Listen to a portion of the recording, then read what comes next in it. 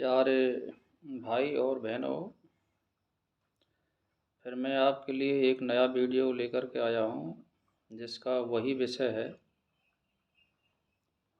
या जो मोक्ष के साधन हैं उनमें से दूसरा भाग है आज। और उसका विषय है संतोष। तो सुनिए, संतोष ही परम श्रेय है और संतोष परम सुख भी है। कहा जाता है कि संतोष युक्त पुरुष परम विश्राम को प्राप्त होता है। जो शांत पुरुष संतोषामृत के पान से पूर्णतः तृप्त हो चुके हैं, उनके लिए यह अपरिमित भोग संपत्ति विष सी जान पड़ती है। जो अपराध वस्तु की आशंका का परित्याग करके प्राप्त हुई वस्तु के समभाव रखने वाला है तथा जिसमें हर्ष शोक के विकार पर लक्षित नहीं होते, वह मनुष्य इस लोक में संतुष्ट कहा जाता है। जैसे मलिन दर्पण में मुख की छाया नहीं दिख सकती, समझ रहे हैं आप।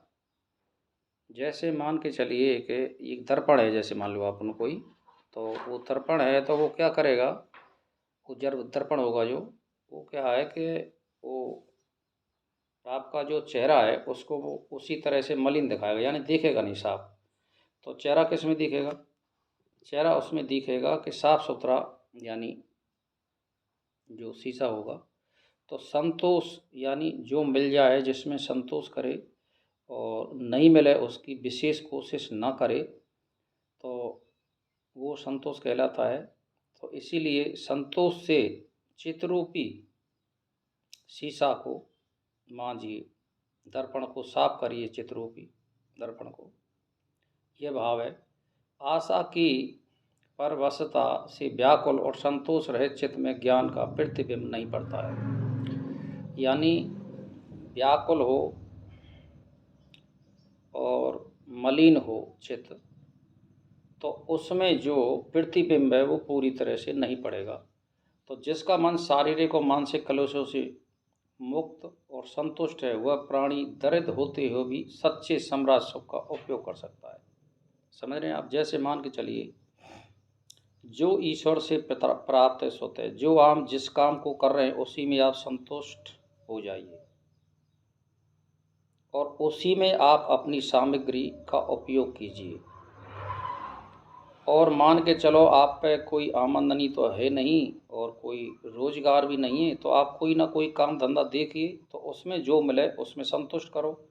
आप जो है, मान लीजिए नौकरी तो आपकी 4th क्लास की है, तो 15-20 हज़ार रुपये मिलते हैं, तो उसी के हिसाब से चलें। आप अपनी साझा सामग्री उसी के हिसाब से खरीदें और ज़्यादा इच्छाओं को ना बढ़ाएं, बड़े संकल्प ना करें।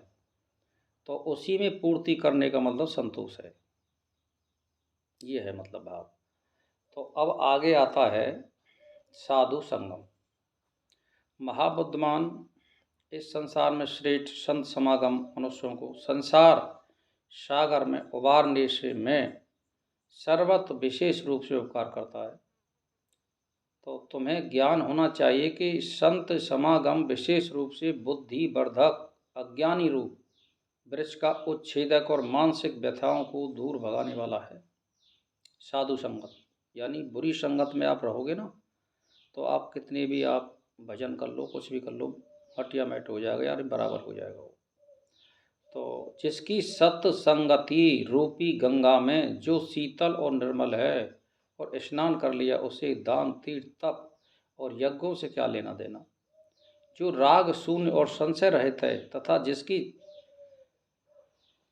चित्त ग्रंथियाँ नष्ट हो चुकी हैं, जो संत पुरुष यदि लोक में विद्वान है, तो तप और तीर्थों के संग्रह से क्या लाभ है। संतोष यानी सत्य संगति विचार श्रम, ये चारों ही मनुष्य के लिए भवसागर से तरने के साधन हैं। इनमें संतोष परम लाभ है, सत्य संगति परम गति है, विचार उत्तम ज्ञान है और सम परमोत्कृष्ट सुख है। ये चारों संसार का समूल विनाश करने के लिए विशुद्ध उपाय हैं। जिन्होंने इनका सेवन किया वे मोह जाल से परिपूर्ण भवसागर से पार हो गए हैं। इन चारों में से एक ही साधन का अभ्यास हो जाने पर शेष तीनों भी अवश्य अभ्यस्त हो जाते हैं, क्योंकि इनमें से एक भी क्रमश इन चारों की जन्मभूमि है। अंत सबकी सिद्धि के लिए ज़्यादातर आप क्या करोगे, यत्न पूर्वक सबकी सिद्धि के लिए जो पूर्ण रूप से आश्रय लेना चाहिए। जब तक मनुष्य परम पुरुषार्थ आश्रय से अपने चित्त रूपी गजराज को जीतकर हृदय में एक गुण भी धारण नहीं कर लेता, तब तक उत्तम गति प्राप्त नहीं हो सकती है। जिसके चित्त में उत्तम फलदायक एक भी गुण सुदृष्ट हो गया, उसके सारे दोष शीघ्र नष्ट हो जाते हैं।